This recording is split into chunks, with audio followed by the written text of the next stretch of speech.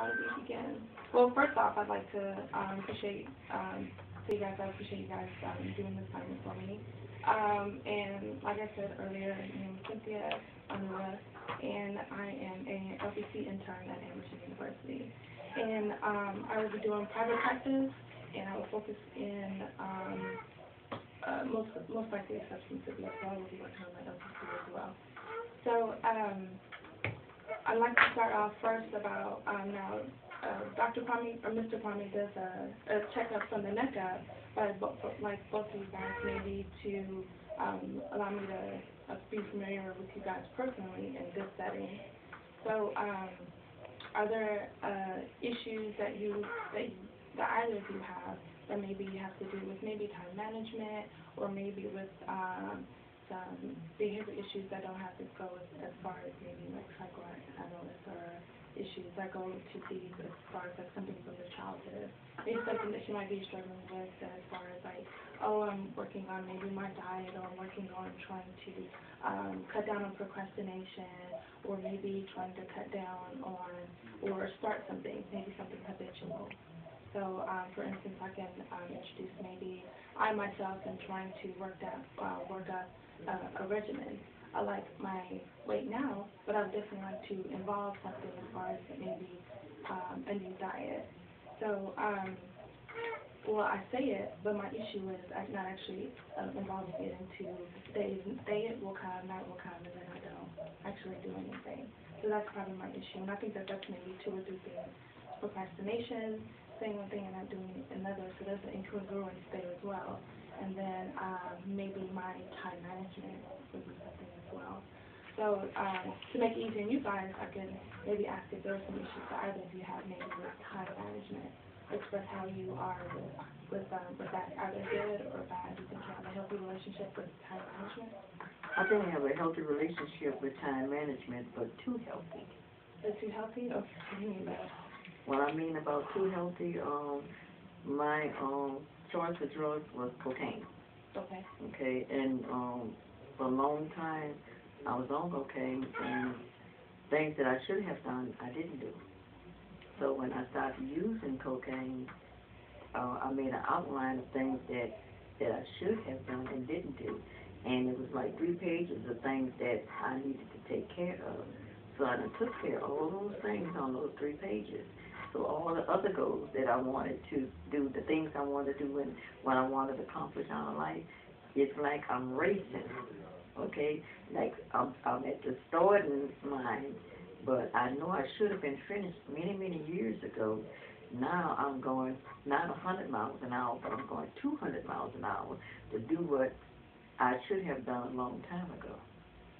And sometimes I feel like I should slow down on my on that, because I do my time management right, because right now I go to work at 9:30 at night.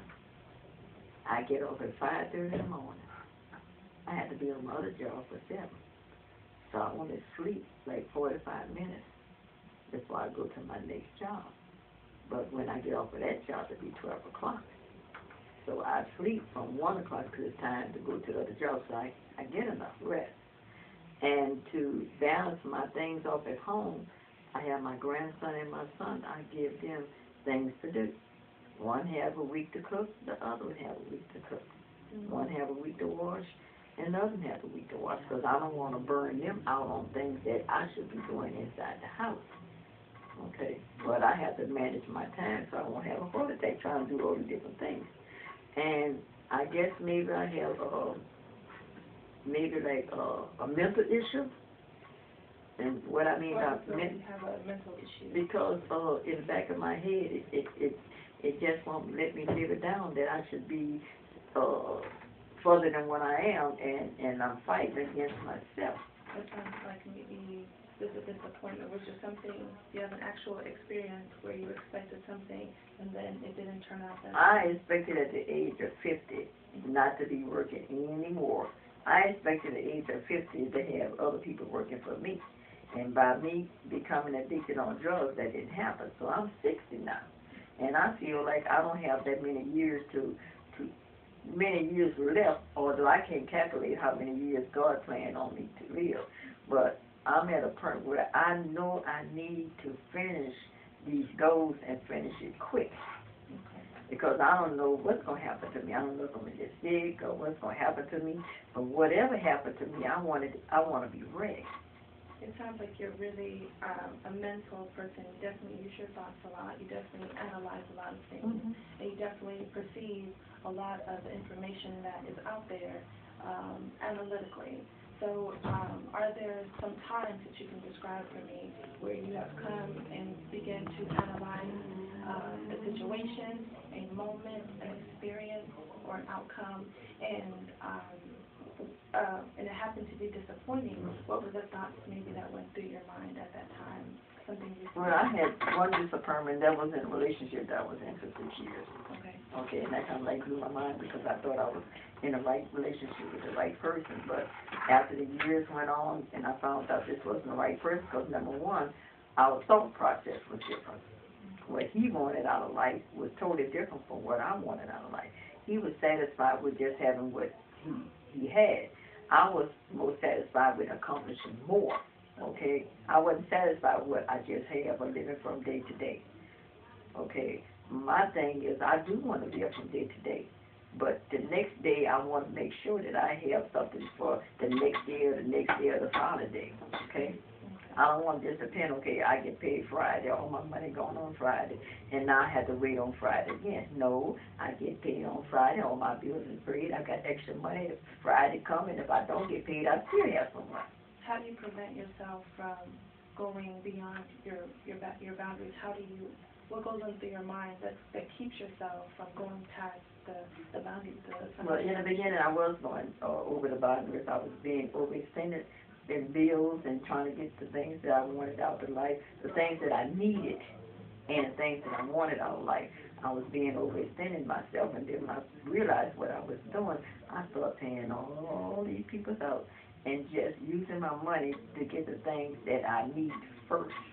Okay, then putting a little money on the side for the things I need, but not actually spending the money for the things I need until I get some more money for the things that I actually had to pay for.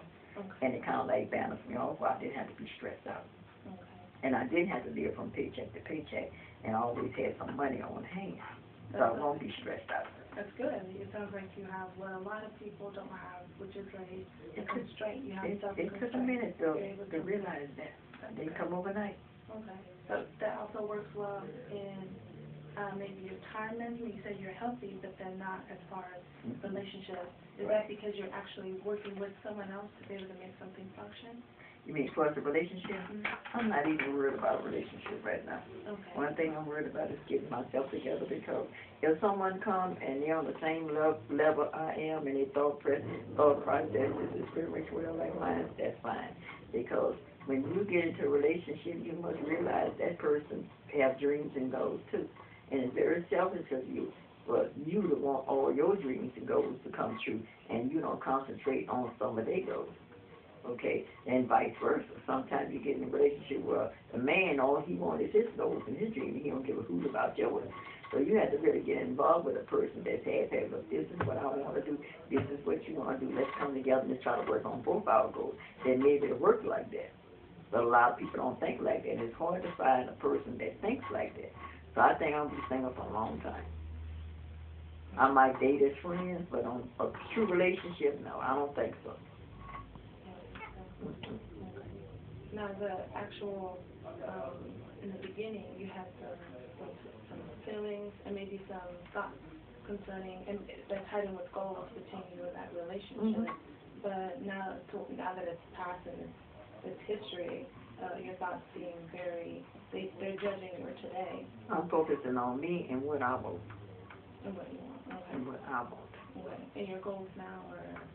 Well, my goals, first of all, is being recertified in nursing, because I've been a nurse for 22 years, and I had a dirty UA, so that put a little damp on me, but they didn't take my license. Okay, but I had to go through this program. I'm working on that.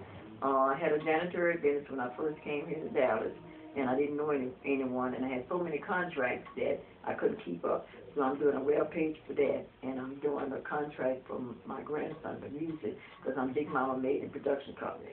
Now, in the daytime, I work in home health. I have 3 patients in the daytime. I have home health, and I work at night at a manufacturer who makes McGriddles. Now, that seemed like it's totally off from what I normally do, working with patients. So I needed the extra money so I can get rid of that extra debt. Remember I told you that I was overextended, and I was stressing out because I was trying to focus on things that I wanted instead of things I needed.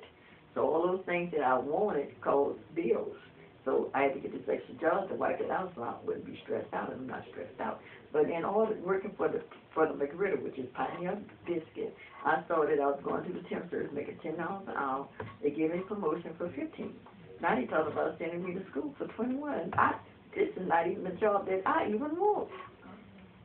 You know, I didn't ask for this job, and y'all promoting me, sending to school, making all this money. So you never know where your future at. You never know. This is true. You never know. So how do you feel about that, even though that's not something you wanted, but yet you have this outcome?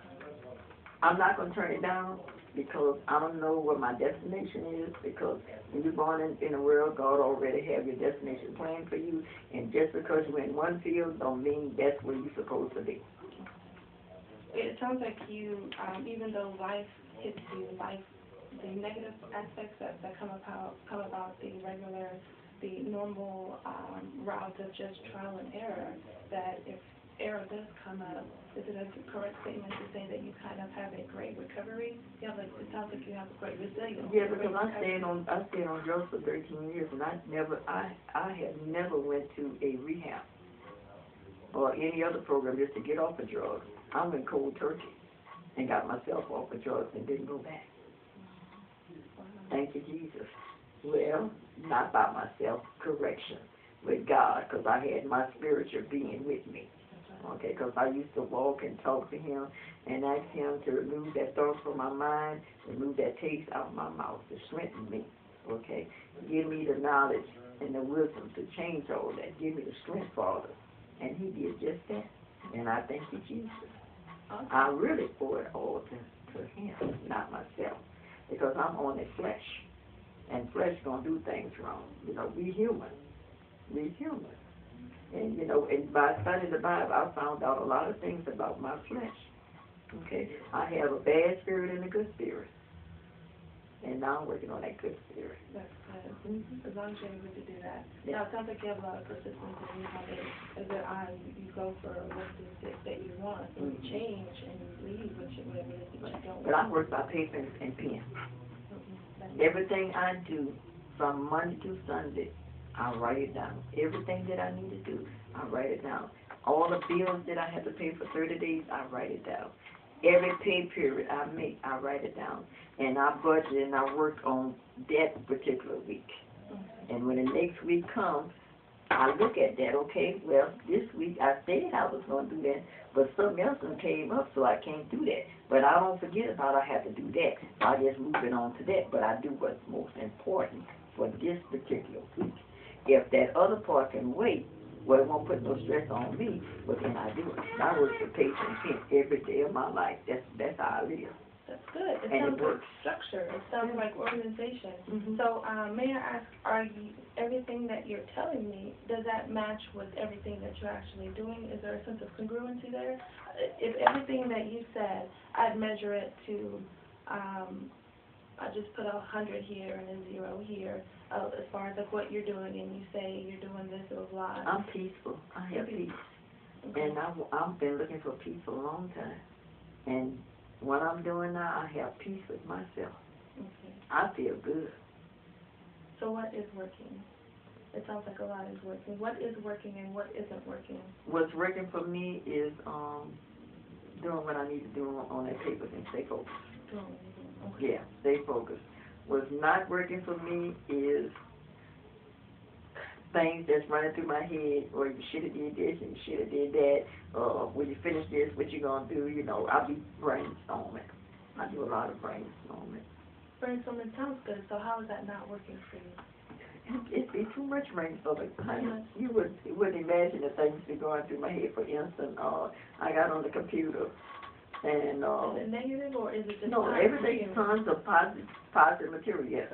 I got on the computer and they have this truck that you go around to different places. So like the fair, they have this truck that serves food that you can open up a deli. But I didn't want to open up a deli since I'm from Louisiana. I thought, well, I can do soul food. I can do po' bar sandwiches. The sandwich they make here is not po' bars because they don't have the real French bread. They got the gumbo. They have the jambalaya. You know, I can get me a truck and set up a business. I don't have to actually work the truck, okay, to make money. I can hire somebody else. I don't have to be in this position. And that's what I've been thinking about. I own 5 pieces of property in Louisiana, and I own a house. I own some empty property. And my son and I have been talking about opening a trailer park. That is something that I don't have to be there. All I have to do is just sign a contract, or at least rent out that piece of property and receive money for that lot. I don't have to do nothing but collect my money, stuff like that. Okay. That's what I mean by brainstorming things that just going through my head. Okay. Well, I hear what you're saying. I don't see how negative that is unless you tell me that it's taking up time or that nothing is generating out of your brainstorming. Some of it is not generating through my brainstorm because I can't do that. That's the negative part. You feel what I'm saying? I don't want to just do so much because I'm one person. Okay, if I had someone else that I could point fingers and say do this and do that, oh baby, I'll be a millionaire, but I don't. How do you turn this into something that's good? How do I turn Where this? it helps you? Well, my thing is I have this list, Mm-hmm. okay, and I just scratch it off as I get to it, but complete it. Scratch it off, go to the next, complete it, go to the next, and that's what I've been doing. And that's what made my finance so well now. Well, I'm not living from one paycheck to the next paycheck. The paper and pen, writing down the things that I need to do and the things that I want to do. See, I have a want list and a do list. Okay. Well, that sounds very, like I said, structured and organized. So what it is I'm looking for, it is very congruent.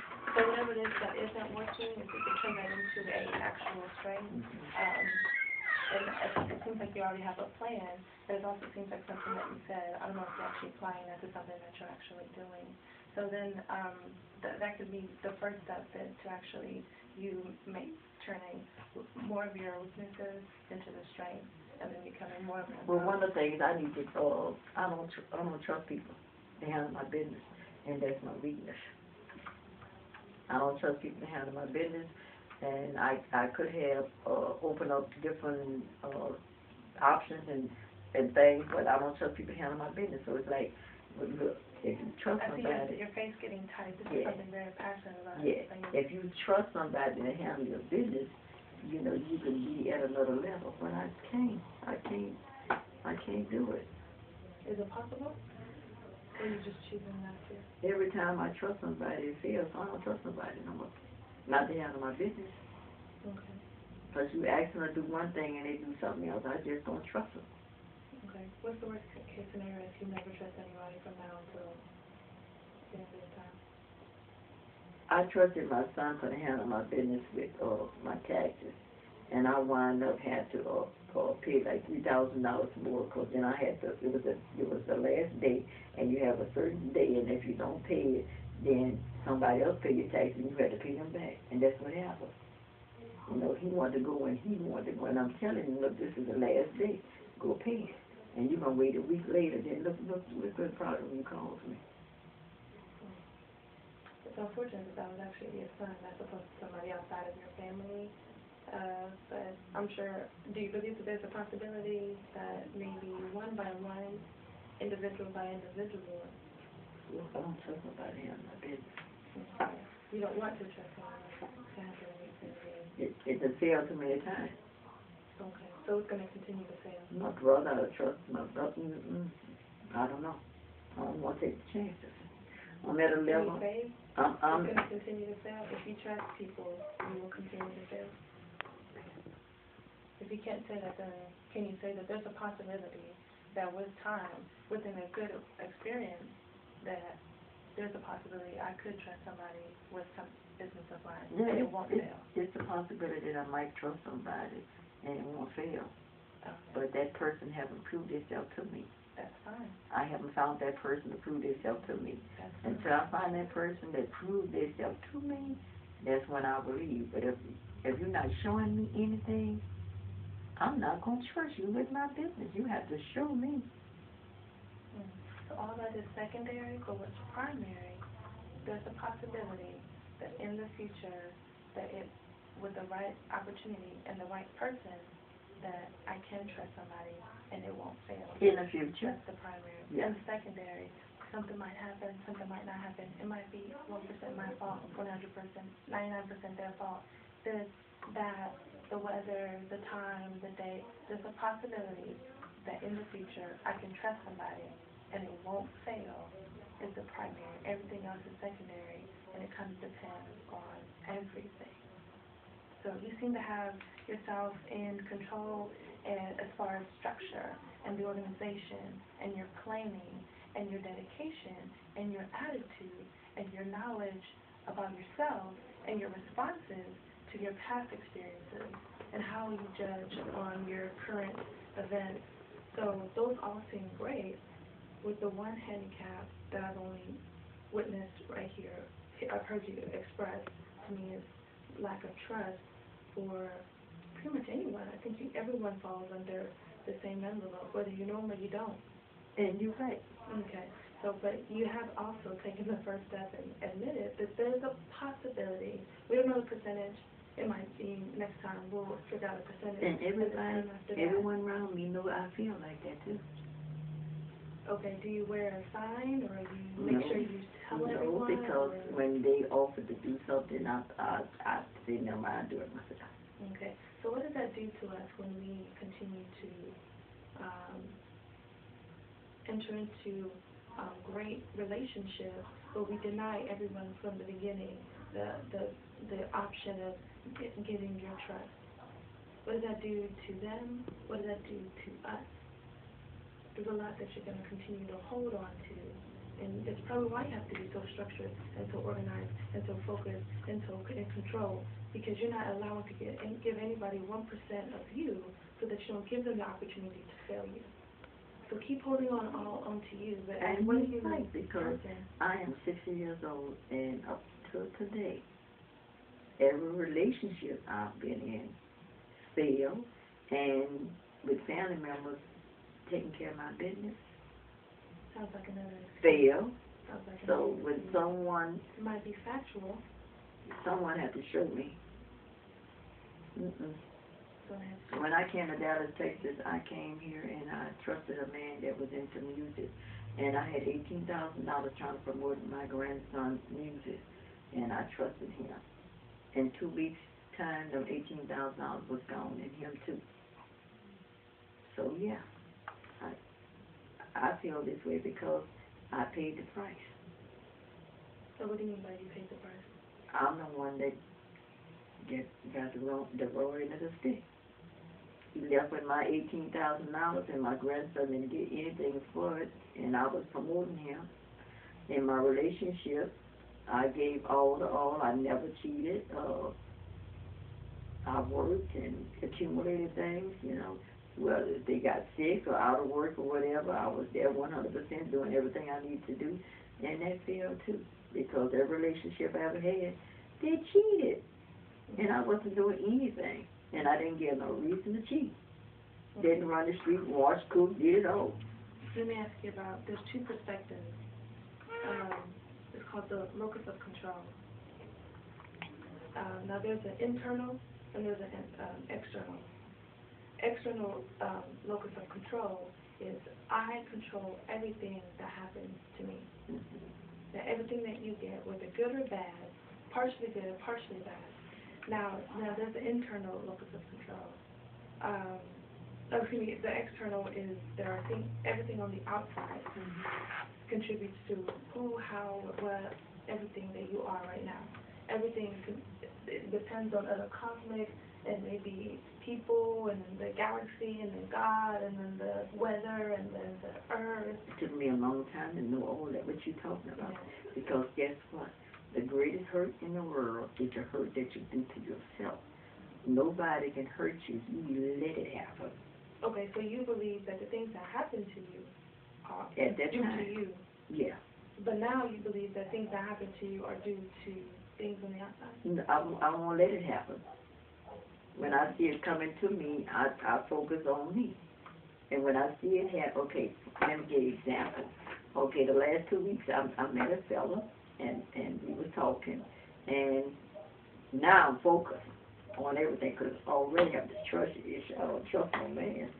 So he got my number and he called. Okay, and I called him back.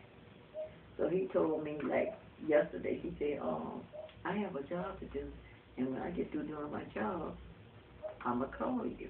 Okay, so he did his job this morning, and he didn't call. So 1:30, I said, okay. I called him. I said, what you doing? He said, well, I'm washing dishes. I said, what you doing later? Well, I don't know what I'm going to be doing. They'll be doing something. I'll probably come over there by you. Okay, number one, you said when you were getting off your job, you was going to call. Okay, number two, if you was interested, why would I have to call you? Why you didn't call me? And the other thing is, you probably going to come, so you know what? You can just throw that phone number in the trash can. That's the kind of stuff I'm talking about. Okay. Okay, I control that environment. Okay. If you having problems and you starting to talk to someone, okay, you might get into a relationship. You have to realize that when you go into a relationship or just talking, you watch those little pinpoints because that same thing that person is doing when you first started out with them is the same thing they're going to carry down the line. So just like my dad say, the greatest hurt in the world is the hurt that you do to yourself. Okay. Okay? I asked you that question, the locus of control, internal, external, do you believe it's caused by things on the outside or things that you do by yourself that you put out there? So back to the trust issue, then what is the percentage that you actually cause that makes you, that causes the failure of the trust? What is it that maybe the percentage that you feel that you've contributed? Is it 0? Is it 50? Is it 100? Or does it depend? What is it? Does it depend on something? Or no matter what, do you take 0% of the responsibilities? I take all the responsibility because number one, yes, because I don't really know this man. This man, maybe that might be how he is. You know, some people slow, some people that's the way they is. You know, it don't mean that he don't have no interest in me. Okay. Okay, but the type of interest that I want a man to have in me, I control that. Okay, and if you tell me you're gonna call me, I'm looking for a phone call. And if I start off with that environment, okay, you saying one thing and doing another, it's going to continue from the beginning to the relationship to the end of the relationship. I control that. Okay. I'm going to control my environment, external and internal. Okay. I'm going to do that. Okay. And if it causes me to be single and don't have no one in my life, so be it. I'm happy. But I'm not going to let no one walk in my life and make me miserable. And I'm happy. Okay. What about the gentleman that you said he had $18,000 for music career that you wanted to invest in your grant? I invested that, and they ran off of my money. And what percentage do you feel you possibly could have been responsible for, 0, 50, 100, or anything else? No, I wasn't responsible for that because I trusted him. Okay. But I learned from that. Okay. To do my homework, and it was you could say it was my fault because I didn't do my homework. Okay. I didn't do my homework. I was relying on what my grandson had told me about him, you know, and other people had told me about him, that he was a good person and that he loved music and to get people signed up and all that. I should have did research to find out who he got signed up. Okay. So you went from 0 to now where you took owning responsibility for that? Yeah, I hold responsibility for that now because I should have. Are you going from 0 to 100, or what do you feel you Look, see, when it first happened, I wasn't responsible because, number one, I knew nothing about the music business. I knew nothing. So I was dumb. Okay, now I know something about it. Yeah, I was giving somebody $18,000 and I didn't know. Yeah. But thinking back, Then I didn't think I was done for doing. I thought I had met someone and I was going to make a quick meet because that's the picture that he gave to me. But now, that was done for me to give somebody that kind of money, didn't do a research on them, didn't see if they was registered with Universal or nothing, because I didn't do the homework because I didn't know the homework to be done, because I didn't have no knowledge of the music industry. But now I have the knowledge of the music industry, I would never do that again. And that also taught me a lesson for doing other things in life, real simple stuff. Like contracts. Okay? Little small writing, little small clauses, and make sure you read them. Okay. So the trust that you, oh yes, go, no problem. Okay, well, actually I got enough information here, and I appreciate you actually taking the time. And thank you. I appreciate that.